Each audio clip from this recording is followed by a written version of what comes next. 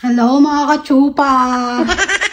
So, ang araw natin for today's video is, today is Wednesday.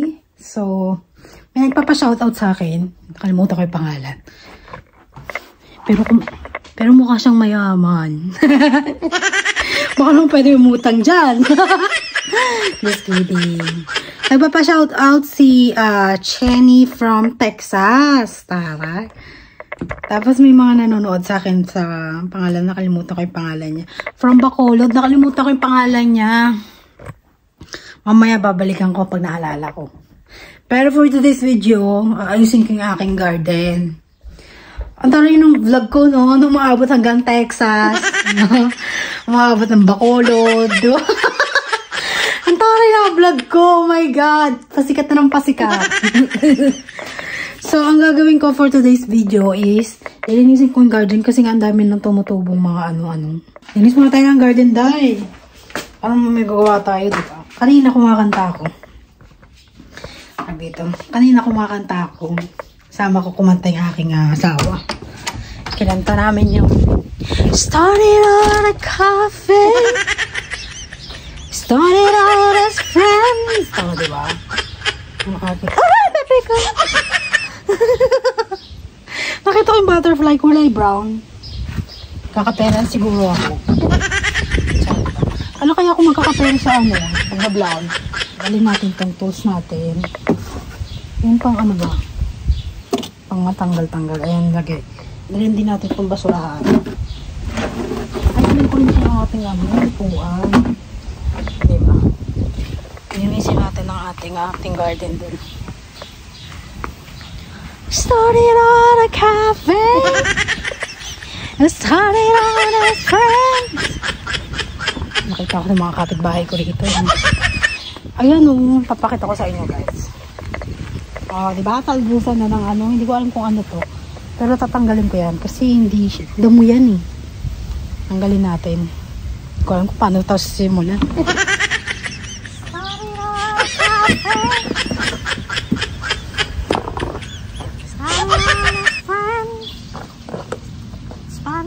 From simple things, the best things begin. This time is different, all because of you. As I would side. Ito, ay mga yan, tatanggalin natin kasi medyo malaki na siya. Ay, naku, baka may sama rito ah. Masyada.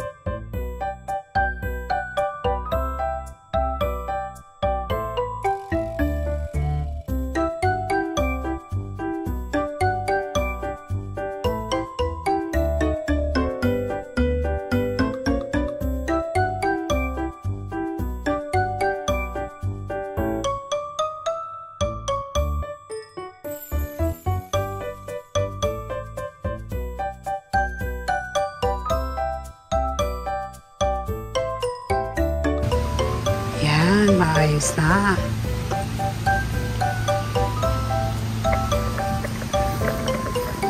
Ayusin ko lang to. Ayusin ko lang mga yan.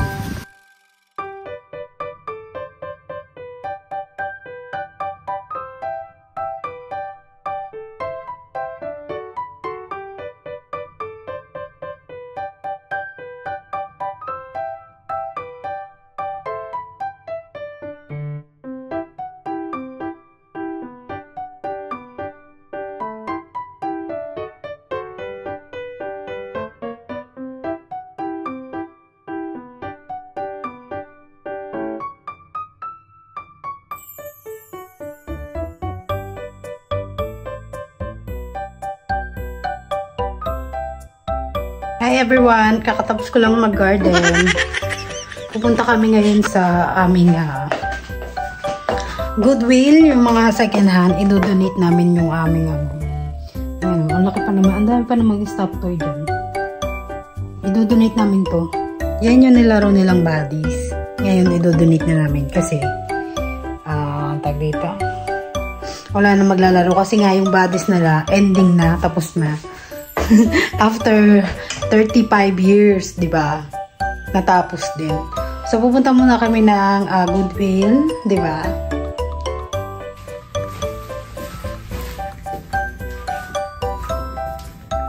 Di ba? Malaki. Lagay namin sa garbage bag. So, we'll hold it so I can put them in there.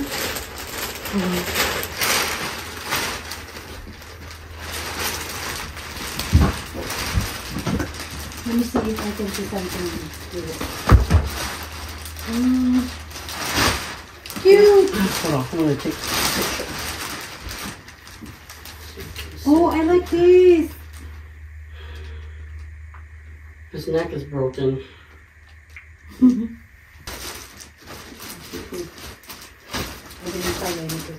good. Otherwise, if Israel doesn't take it, then I guess I'll put it inside the dumpster in my work. Okay. And that's where their destiny lies. Nakalimutan ko na yung nagpapa-shoutout. Hindi ko na mahanap yung comment. Taray, no? Siguro talagang gano'n na talaga pag umaasenso na yung vlog natin. May pa-shoutout. Shoutout nga pala sa mga taga-Isabela na nanonood sa aking video. Kasi taga-Isabela kami. Happy Fiesta sa Santa Maria, Isabela. Diba? Fiesta ngayon dun. Did you bring your key? Oh yeah, you're right. I should bring my key. We're gonna get locked out and can't get back in. Go. Nagawa kong turon mamaya. Favorite ko pa man din yung turon. Ang itim ko. Ala, bakit ang itim ko? Hey, why I'm so dark? Now it's not so funny. Open the back door. Is it open? I don't know how to open.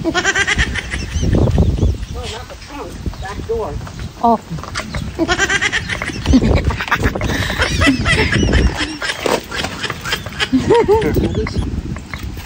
That was different. Back door and a trunk. Ang taba ko, parang dumoble yung size ko. Oh my god, I'm so fat. Punta kami sa Goodwill. Do-donate namin ang aming. If you donate that, you get, what's that called? I don't get anything. This is just donate. I thought if you donate something. If you donate a lot, like enough, and it's worth a lot of money, then you get a tax break. But this is not enough to get a tax break. This is not worth anything. This is probably worth maybe under $100, so you don't get a tax break for that. I mean, you could claim it, but you're probably not going to get, it won't make much of a difference.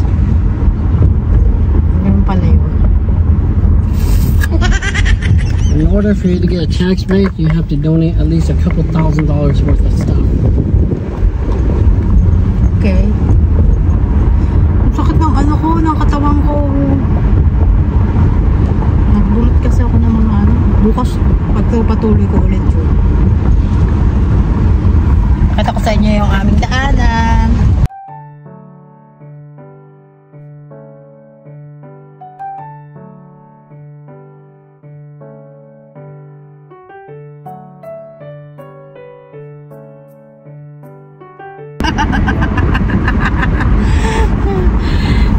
So we're gonna celebrate every 5th and every 16th. Every 5th of June. Not every 5th of every month. Every 5th of June. So meaning once a year. So we have every 5th of June, which is our marital anniversary. And then November 16th every year is our meeting anniversary, and 16th every month because you brought before. We didn't have anything like that. Okay. Please stay in your car until it's your turn or leave donations.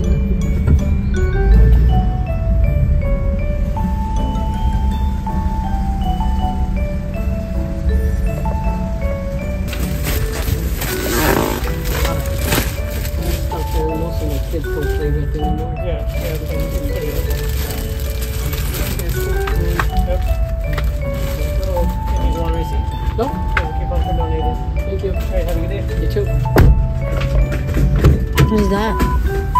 It's like a coupon for donating, so I guess you get 25% off of like stuff.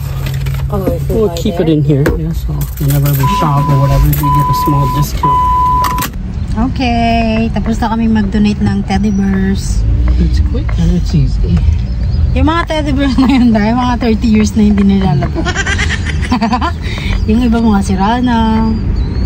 I've been playing since I'm 11. I'm 43 now, so 32 years in the making. 32 years. I don't know where I'm going. Maybe who's that? Someone's laughing. I thought that came from your phone. No? Maybe he's crazy, I guess. It's probably the birds. No, the guy. I saw him. Is it? Yeah. What was he laughing at? Like that. I don't know why. He's a crazy guy. So, we are going to Ice Market.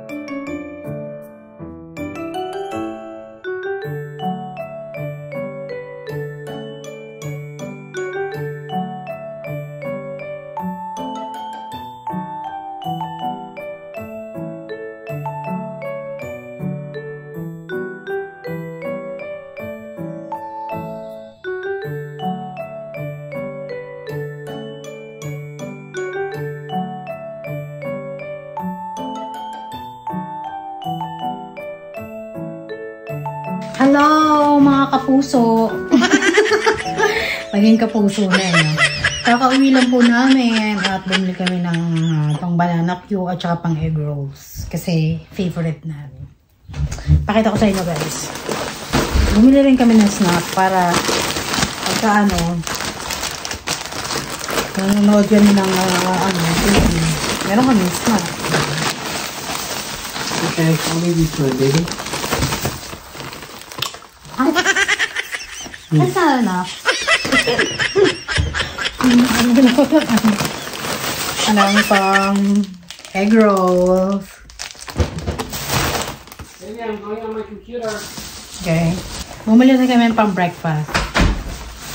Try natin siya dito.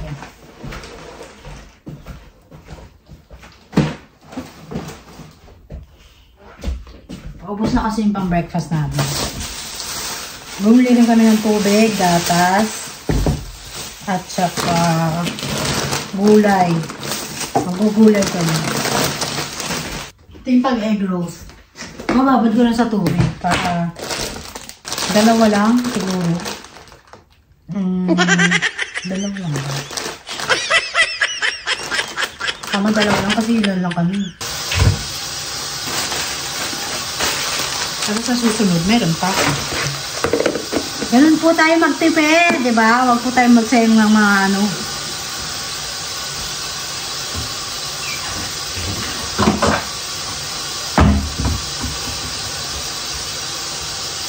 Kung ilan. Meron ako ng brown sugar. Ayan. Bumili lang ako ng konti. Hindi kami nag-grocery lahat kasi hindi pa sweldo.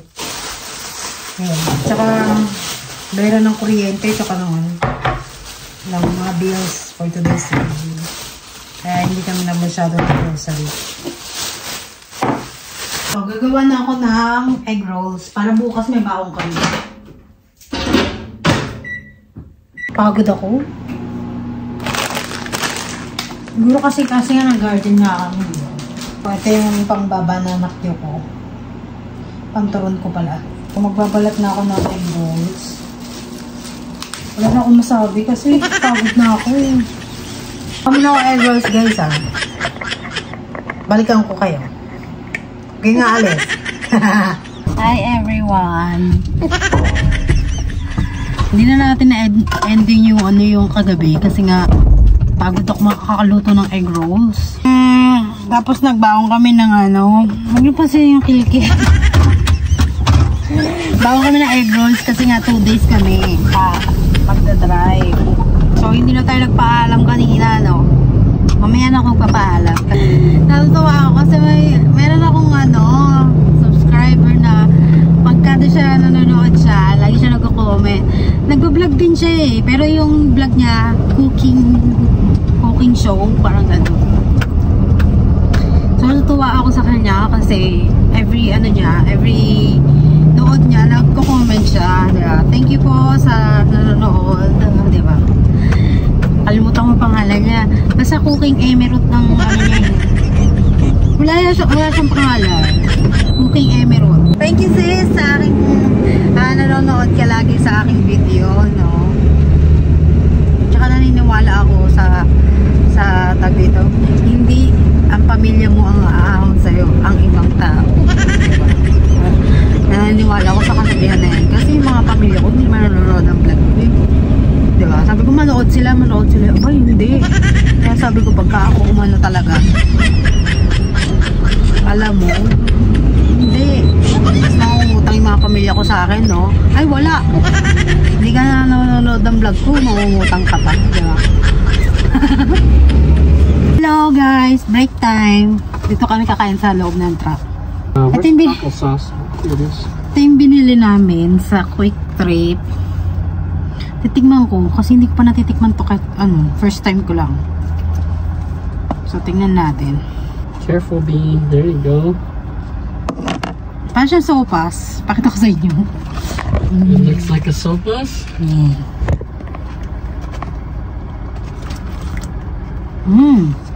Sarap, creamy. What did you get? Cheese and cream? Ham. Ham? Yeah. Looks delicious. Want some? Tapos ito yung paper plate namin. Nagbaon ako ng kanin tsaka ng lumpiang. What is this? Mini tacos. Mini tacos.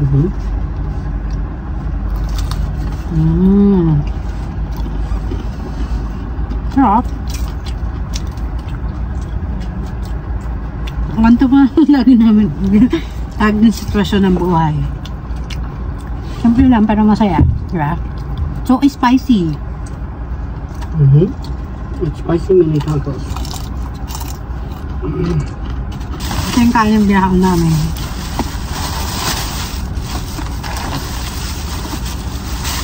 Ito yung egg rolls na ginawa ko. Diba? Kanya-kanyang trip, diba? Kakainin ko dalawa na. Nagbaon din ako ng sauce. Kain po tayo. Let's eat po. Hindi na siya malutong. Still good? It's cold or warm? Normal. I think those are the old ones, right? You put the new ones inside the paper bag?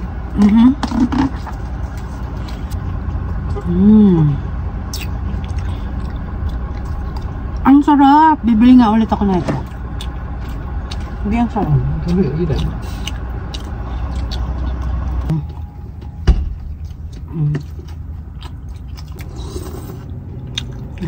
Good. Not bad. Where are we? We are in Marshfield. a city called Marshfield. Wisconsin, Marshfield. I'm done, babe. Done? Okay. We still have 15 minutes left. We can't leave yet. I'm on a required break. Kwentuhan tayo. Let's talk. I'm on a diet. Kaya kalahati lang yung kinain ko. What are we gonna talk about? I don't know. Whatever you want. You were asking me. What are you gonna do to those people that always think that we're rich? Well, they need to take another look at the whole world. The amount of people that are rich in the entire world is less than 1%. So, if you're always thinking that, then you're thinking wrong. You don't have a clear picture of what the world is about. Yeah, because a lot of people in my country think that I'm rich, you know, I'm rich. Well, if you look at it, there's 7.5 billion people here on Earth. 1% of that is around 750,000 people. Baby, I feel poopy. Want to go back inside? If you want to, you can. We have 10 minutes. I don't think I can put that 10 minutes. Well, if you need longer, I'll just wait for you. Can you go with me? I'm gonna take a nap, baby. I'm tired. Just walk inside. You know where the bathroom is. Just walk inside, go over there, do your business, and come back. Okay? Oh yeah, you know, 750,000 people sounds, well, that's 1%. Less than 1% would be less than 750,000. So let's just say hypothetically it's about 250,000 people. It sounds like a lot, but if you spread it throughout the planet Earth, it's very, very little. There's not a lot. And then you got your middle class people, which, you know, they're not poor, but they're not rich. You know, that's around 30%. So, you know, you have a couple billion people, but it's still not considered rich. It just means that they're living comfortable. The middle class just means you're living comfortable. You're not rich. You can't just go out and buy houses and buy lands and buy, like, you know, yachts and private jets. You can't do that, or cars. And help everybody. Yeah, it just means that you're living comfortable. You can't help everyone. Even if you're in the rich class, you still can't help everyone because there's so many people, you just wouldn't be able to do it. Like Elon Musk, he's like one of the known person in the entire world to be like the top richest, but still even him, he couldn't afford to help everyone. Even if he wanted to, he'd be broke. So, you know, it just goes to show it's not possible. But helping people doesn't always have to come in the form of money. It can be in a form of, like, you know, good guidance, good advice, you know, being a good role model, you know, leading people in the, you know, a successful direction where their life can become better, stuff like that. That's also helping, you know. I am just like disappointed to, you know, people that I know that they think that, oh, I'm here in the US and they think I have a lot of money. Well, it sounds like a lot of money when you come here, but when you actually live here, it's not what you think it is. Like I said, it costs more to live here than it costs in your country. Yeah. In your country, it costs cheaper to live because a lot of the places, it's very small. A lot of the food, there's not really much, what's the word? It's not big. There's not a lot of substance to it. Like, when we went to Chowking and remember I bought that chicken, there's hardly any meat on it. It's just a lot of breadcrumb. That's why they can afford to sell it for cheap. Like here, that would never pass. Like if you're a restaurant and you sold your chicken and there's hardly any meat on there and you're charging people for it, no, that's never gonna pass. You're gonna get sued. You're gonna get sued for, you know, people are gonna sue you for trying to rip them off. So it's just never gonna pass. It's just a different world, a different life, a different country. It doesn't mean that it's more rich. It is better, but it also costs more to live here. So in the end, it just really doesn't matter. Yeah. Your life is better, but it doesn't mean you can save up a whole bunch of money too. You know, it still takes time to do it. You know, like if I wanted to save $500,000 to go to the Philippines and China, it would still take me 5 years to do it. You know, 100,000 a year. It would still take me that long. And then we're gonna use that money for only 1 week? 2 weeks. 2 weeks. Save for 5 years, spend it in 2 weeks. That's how that works. That's why when your cousin's getting married and I was asking you, where did they get that? Did they just spend their entire life savings on that? That's crazy. It really is. But, you know, I mean, I guess if that's your goal and you've been saving it for, you know, this one big event, then it's worth it. But for me, I can't do that. I have other goals. I have things that are more priority. And for me, I'm not big into that, so it's like it really doesn't matter that much. Because like I tell you, my brother's saying he spent $500,000 and then his wedding, like his marriage didn't work out, and then it's just, to me, it's just kind of a waste. Yeah. Like if it worked out, it'd be fine too, but you're just taking a big risk that what if it worked, what if it doesn't work? Yeah. And if I had that kind of money, you know, I always look at it as like there's better things to spend it on. I would rather take you on a luxury trip if I had that money instead of spending it on the wedding, because the people that actually get the money are the people who, you know, other people, you know. I'd rather spend it on us, you know. I'd rather not give it to somebody else. Correct. And for me, if we did something little like that, we're going to the courthouse already, it's okay for me, because what really matters is, like I said, we have each other and it's official. That's what really counts. It's not about how much money I'm going to spend, because none of that holds any meaning if your marriage doesn't work. That's correct. But I mean, some people are okay with that. If they're okay with it, that's fine. But I think everybody, every girls, they dream about big wedding, you know. But for me, I don't. Let's say, yeah, I'm a dream. I wish I have like that, but I think I rather choose to spend my money to our family than to our wedding, you know. I mean, of course, you know. I mean, if I had the money just sitting around and I was like really rich and I didn't like have anything to do with the money, I wouldn't mind doing it. You know, it's not that I hate it, but I wouldn't mind it. But to me, like I said, it just doesn't matter that much. Correct. So, I mean, it would be nice, but it just doesn't matter that much. Like Fong and his wife, they never did a big wedding. They just did like a small wedding in her family. We went to Arizona to do it because that's where mostly all her family is. So they did like a traditional Indian wedding, you know, which was, it was kind of okay, but it was, to me, it was a little boring. I like the American wedding. It's actually really cool. I like how it's exciting, because Sang's wedding, I really enjoyed that one, but it was pretty expensive. So. And they didn't even rent out a church to do it. They didn't even go to a church. They just did it in their backyard because they have a big backyard. But still, they spend a lot of money, mostly on food, outfits, like presents, guests, and like, I don't know, a bunch of other stuff, like outfits, the ring. So it was just crazy. That's correct. But like I said, if I were to count everything that I spent just to bring you here, it's probably near $1 million already. So yeah. It's still pretty high. You know, if I were to count all our outfits, the ring, you know, money for the trip, plane tickets, money to take your family out, you know, everything like that, it's probably near already. And you take me to the first class. Too. We have first class experience. I like it. Now I know how I experienced the first class, riding in the airplane, you know.